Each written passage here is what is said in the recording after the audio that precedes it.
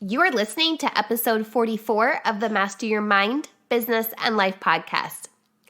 I became aware of this week's guest when I was working on behalf of the BaliSpirit Festival, and although it's been a few years since then, her mission and story left a lasting impression in my mind. I cannot wait to introduce to you this week's guest, Ebony Smith of Yoga in the Hood. But first, the review of the week. This week's review comes from PSL82 and it reads, "Hello from Denmark. Lauren has a soothing voice and it's easy to listen to. She delivers episodes that are fresh, fun, and get my mind going. I'm happy I found this podcast." Well, hello, PSL82 from Denmark. If you think you're happy you found this podcast, I wish you could see the cheesy grin on my face. I am equally as stoked. Thank you for taking the time to leave a lovely review. And remember, friends, if you want to have your review featured, simply rate and review the podcast on your preferred podcast app. And don't forget to subscribe. That way you'll be sure to never miss an episode. Okay, are you ready to meet Ebony? You know what to do. Tune in, turn it up, let's go. You're listening to Master Your Mind, Business, and Life. Conversations with everyday world shifters, truth seekers, and rule breakers. Here's your host, Lauren Smith. Hey everyone, it's Lauren Smith. Welcome back to another episode. This week's guest is making waves not only in her community, but she is exactly what I would describe as a world shifter. Ebony Smith is a transformation speaker, yogi, and founder of Yoga in the Hood. Hi, Ebony. I am so excited to connect with you. Welcome to the show. Oh, thank you for having me. I really appreciate you. You know, when I first read about your story and your mission, it just touched my heart and stayed with me. Will you share a glimpse of your journey with our audience? What led you to yoga? Oh, wow. Is that a loaded question? Right?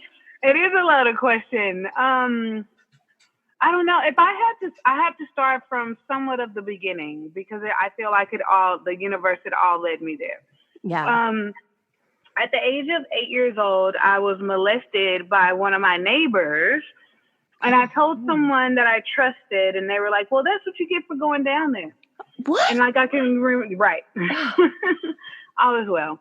I can remember like this transition in, like how I felt about myself and just really like being able to trust other people.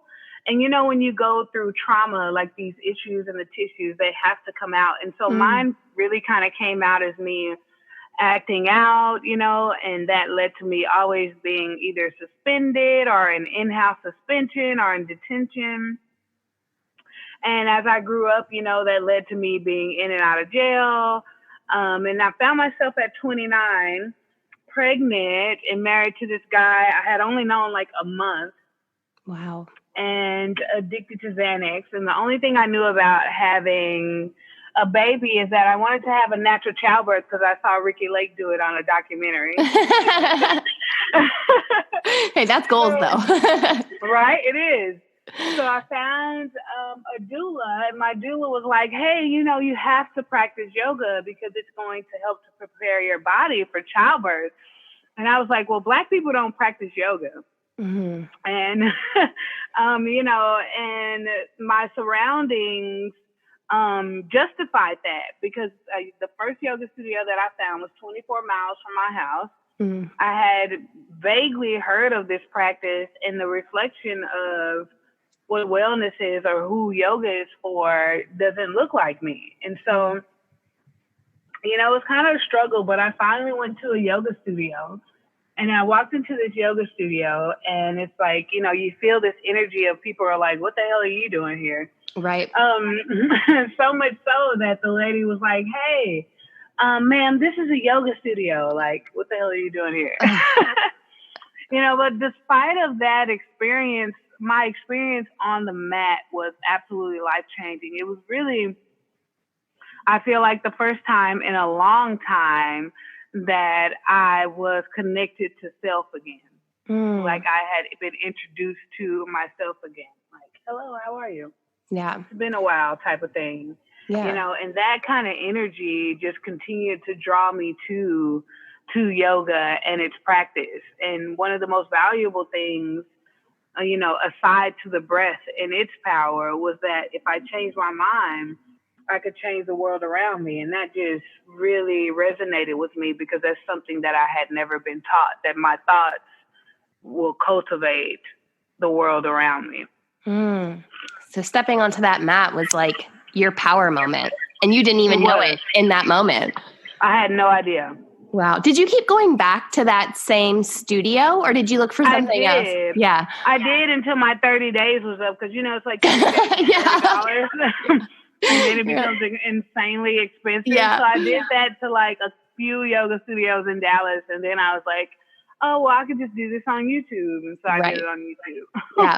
Well, you've already touched on that there are so many stereotypes around yoga. So I think if anyone gets on Instagram and you search #yogi or #yoga every damn day, you're mostly going to find a fit white woman who's flexible beyond all get out, 6-pack abs, doing yoga at the beach. And you and I both know that this just isn't the real life reality of yoga, or even the people who truly practice it. But I do think that this stereotype can really lead people away from practicing yoga or even attending a class. So I know it's important that we push past the stereotypes and really focus on the benefits of this amazing practice and what it has to offer. So from your perspective, what are the benefits of yoga? Oh, wow. For me, yoga personally has been absolutely life-changing. As I mentioned before, it really taught me that I have power, that I have value, and that I am connected to the divine.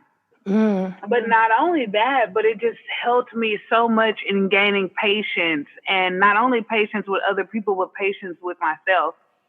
And this benefit of like reducing stress, you know, because when you live in under-resourced communities, there is an enormous amount of stress.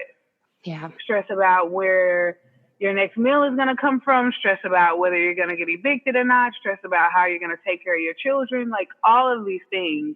And so just being able to find a place on the mat to relieve that kind of stress, you know? Yeah. And then just really like physically helping me with different kind of ailments. Like I really used to have issues with knee pain, you know, and so physically it's just helped me enormously, like losing weight, you know, all these kind of things that we're prone to in the African American community. So it's preventative of, you know, high blood pressure and heart disease.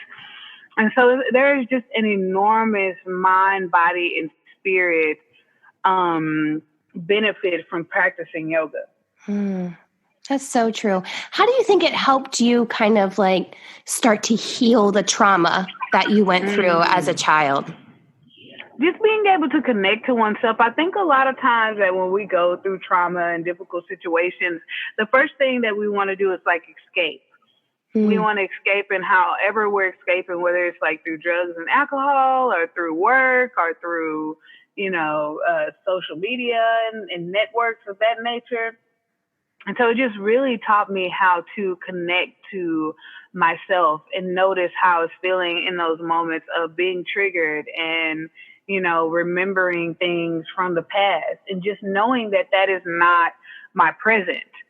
You know, it's just that my body has been and my emotions have been so used to feeling this way. And stepping on the mat allows you a moment to be able to connect in that space and be comfortable in the uncomfortableness and really feel that and know that it's no fear and know that it's just, you know, something that you've experienced and that it is not what you're made up of. Right. You know? So it sounds like you became a lot more mindful with yoga. Definitely that. Yeah.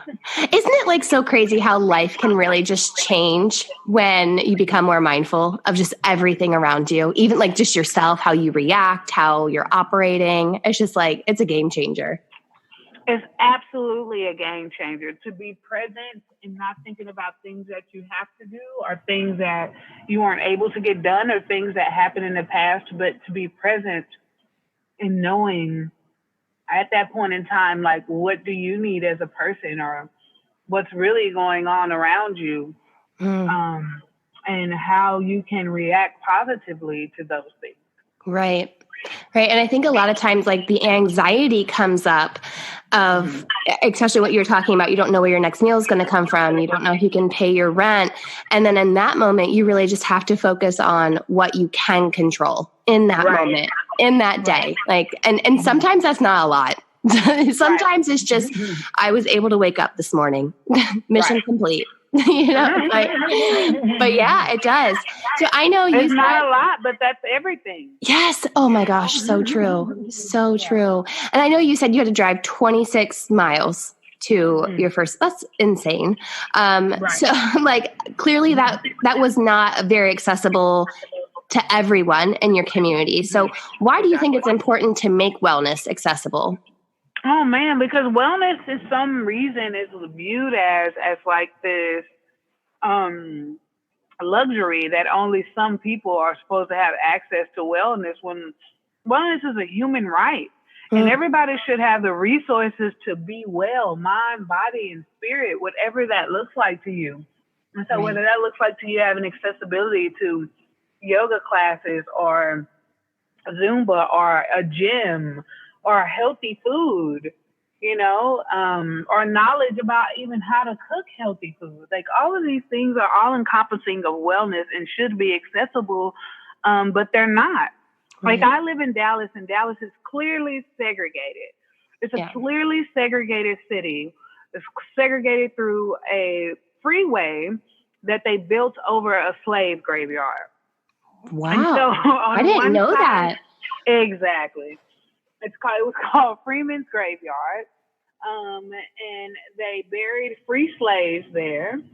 And the city of Dallas built a freeway across and through that graveyard, separating the southern sector of Dallas from the northern sector of Dallas. So there's a freeway that separates the haves from the have-nots. And literally segregation. Right. And the haves have the yoga studios and the wellness centers and the good grocery stores, and the have-nots have convenience stores and liquor stores and loan shark placement. And so it's just really important, as we go into these communities and begin to translate what wellness looks like, to know that mindfulness on one part of town may not be the same as on another part of town. Right. And how do we implement that and begin to teach that, so it can be practiced in everyday life? And that's exactly what you guys are doing with Yoga in the Hood. So tell us a little bit more about Yoga in the Hood. What made you start this, and what do you guys offer? Wow. Another loaded question, I know. Right? Every time I have a baby, apparently I give birth to something. And so the second child I was pregnant with, I was like, at that point in time, yoga had begun to impact my life in such a powerful way. I just felt so compelled to share that with other people. And so I started just teaching yoga in the park, in a local park that I had grown up in. And, you know, for maybe about a year and a half, not many people, if any, showed up. And in that time, it really taught me how to persevere, because every time no one showed up to my yoga class, I still taught it like there were hundreds of people out there. And it just really helped me put into practice cultivating the life that you want to live. Like, I could have easily been like, oh, this sucks, no one's coming to yoga, screw this. Right. But I had a knowing, and I could see past what was right in front of me. And so, like, for a year and a half, I was imagining doing yoga with people. That's so cool, though. Right. And then one summer day, I came out in the morning, and it was like 200 people outside. I was like, these people are in my yoga spot. But they were there to do yoga with me, so that was cool. Stop it. What made that change? Cool. Was there like... I have no idea. I just feel like it was just the time. Yeah. And I feel like I had built enough momentum, like on social media, where people were like, either she's insane and we want to go see this insanity, or it's really good and we want to have a part of this really good thing. So, were you offering this as for free? And yeah, the whole time. Yeah. Dang. The whole time, because I knew that is how you make it accessible. You put it in a community, right? You translate the language that it's in, and you make it accessible for people, which means that a lot of times it has to be free. Yeah. That's so crazy to me that you would have classes and no one would be there, because I'm always like, if it's free, it's me. I'm there. Right? Sign me up. Right? And then but here you have to think about, you have a knowledge of like yoga and mindfulness and well-being, and a lot of people in our community don't even, they think of yoga of like this religious background or something that's not for them, or something that's really foreign. And so, some crazy black girl in the park doing yoga is like, no, thank you. I don't know what she's doing out there or what she's on right now. What Ebony got going on. She's so crazy. And then you go from, you said you were addicted to Xanax, and you had a rough childhood, and then you go to teaching at like Wanderlust Festival and BaliSpirit Festival, and like, holy crap. Like, what a whirlwind. Insane. So crazy. How did this happen?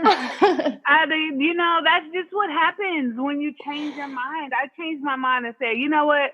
I don't want to live this kind of lifestyle. I want to travel the world. I want to teach yoga and teach people how to be the greatest versions of themselves. And then just moving from that place of knowing that these things are possible, then the universe begins to open up opportunities for you. Wow. And that's what I credit that to, just being steadfast in my dreams and steadfast in knowing that yoga is powerful. Movement and mindfulness and meditation is powerful, and to have the capability to come from where I come from and be able to translate this ancient art of wellness into a language that people from all kind of backgrounds and cultural and social economic backgrounds can understand and implement in everyday life, it continues to push me forward. And I think moving from that space just continues to open up amazing opportunities, like being on this podcast. Oh, that's so sweet of you. I love that you'd really just aligned yourself with your purpose. Yeah. And it sounded like you just like really stepped into it. I have to. Yeah. So what else does Yoga in the Hood offer? Because I know you guys also do like after school programs. What else is offered? We have like 3 tiers of Yoga in the Hood. And so the first one we already talked about was community. And so we do community classes. We have up to 5 a week now. Actually, one's about to start in a little bit. And so we have them at parks, recreation centers, and churches in Texas, Baptist churches, mega churches. Whoa. It's so crazy.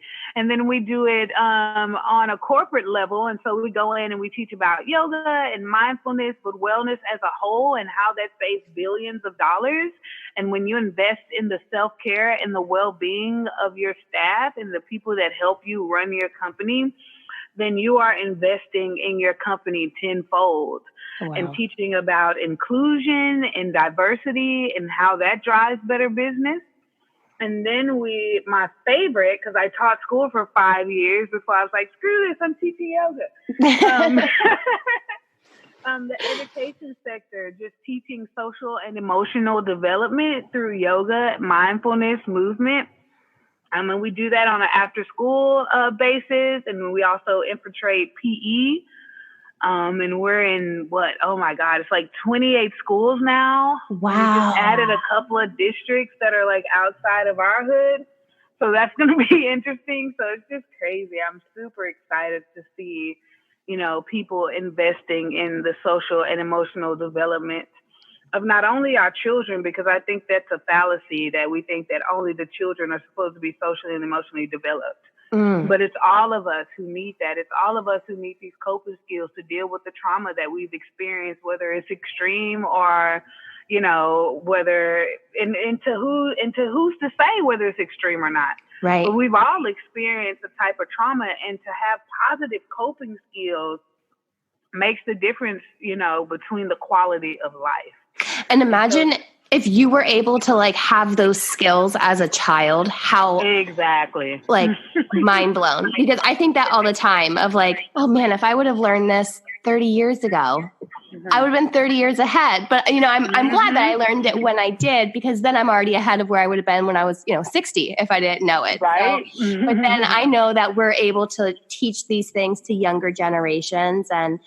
upcoming generations. And that is almost like just as powerful of making those big shifts. And I'm going to assume you are not teaching all of these classes anymore, because you've got a lot going on. I'm a robot. No, I'm just kidding. I have 15 amazing human beings who are part of the Guru Squad, and they go out and they teach community classes. 3 of them I've had since like almost inception, and they're insane because they've been doing it for free all this time up until this year. Wow. And then the rest of them have been teachers like from the community, or some who've gone through our teacher training program. And, these amazing human beings go out on a daily basis and they teach yoga and mindfulness in communities that they didn't necessarily come from, or in communities that they lived in all their life, and they're offering a different way of thinking, of being, Right. And it's just so beautiful to be able to see. Like we had 8 classes today, and I only taught 1. I was like, yes, it's working. That's a lot. How many people typically show up for a class on average? Wow. It just depends. So like our community classes, we can go from like 10 to the most we've seen is like 350 people. Stop it. And then from our, from our after school programs, or now we're in summertime full fledged, we go from 20 to at least 150, almost 200 children that we see on a daily basis. How do the kids react to yoga? A lot of times, if there's their first time, then they're like, I don't want to do no yogurt. What's yoga? Right? They're really apprehensive, but it's just a testament to beautiful people and how they show up as themselves.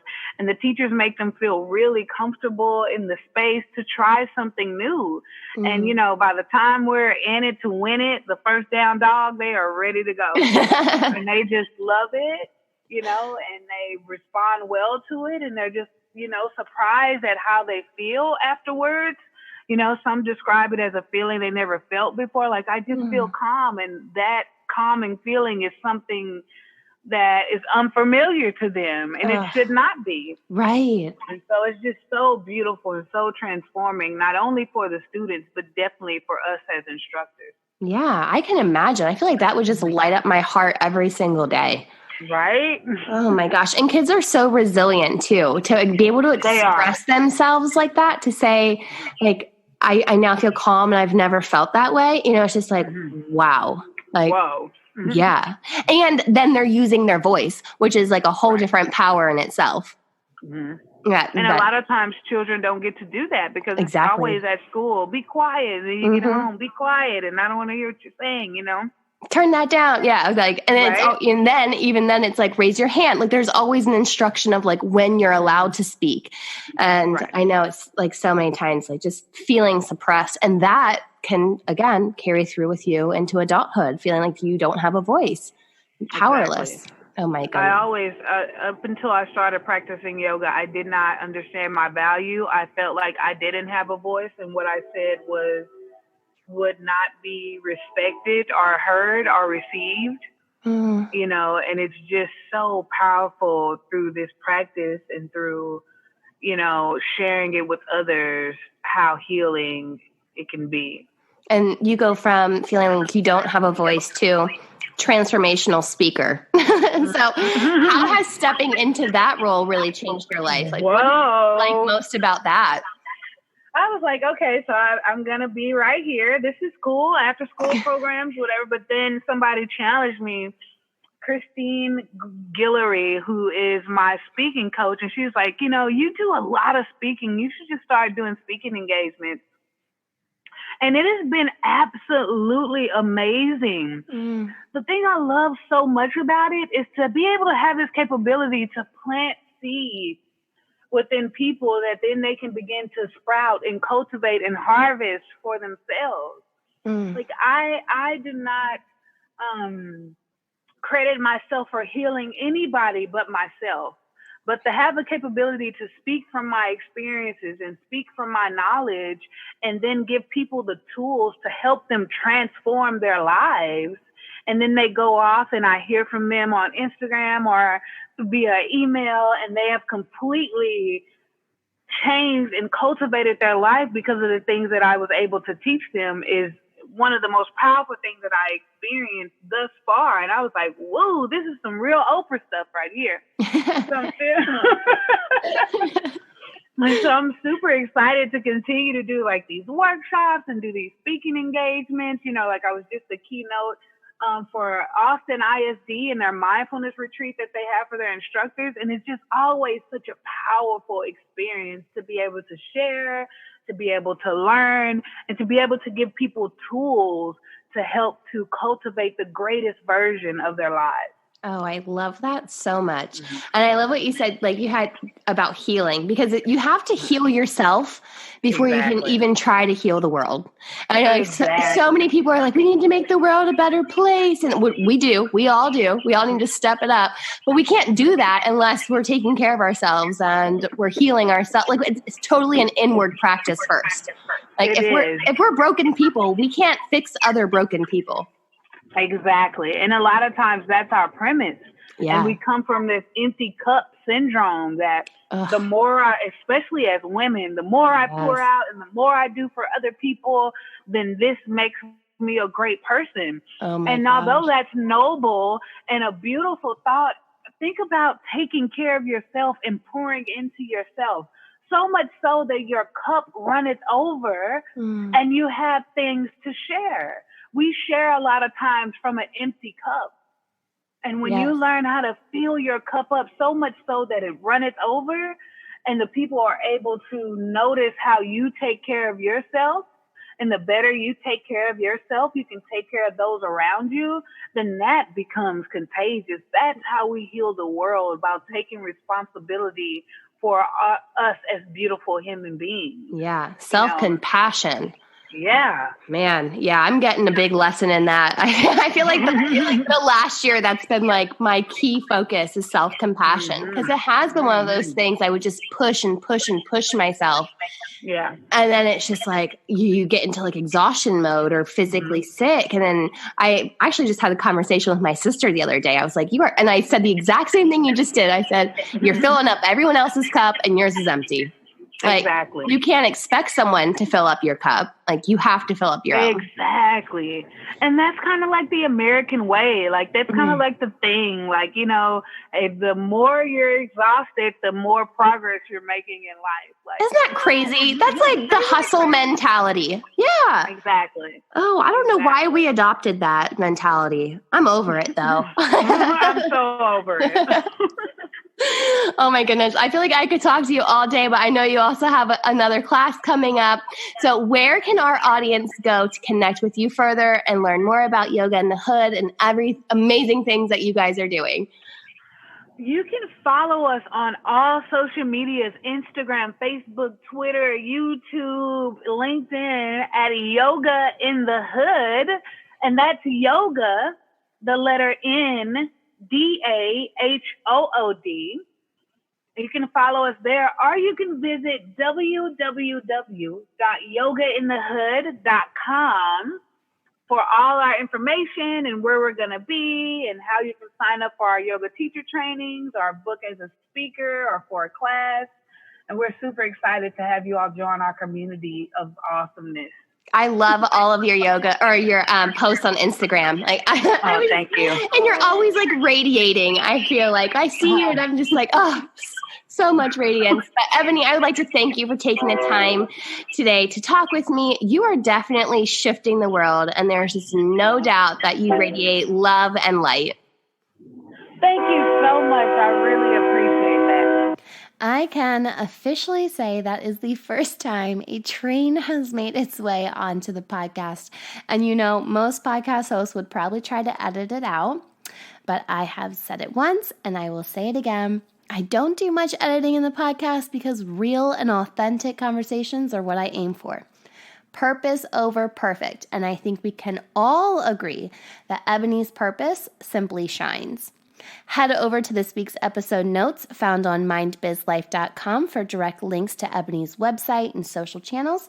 And don't forget, you can connect with me on social media as well. Simply search @MindBizLife on Instagram, Twitter, or Facebook. Subscribe to the podcast on Apple Podcasts, Google Play Music, Stitcher, Spotify, or wherever it is you're streaming. And don't forget, sharing is caring. Share this episode with a friend or on social media. Let's get this episode into the homes, cars, and earbuds of many. I'll see you back here next week for another episode, and until then, remember, every level of life is an opportunity to grow. Be well, my friend.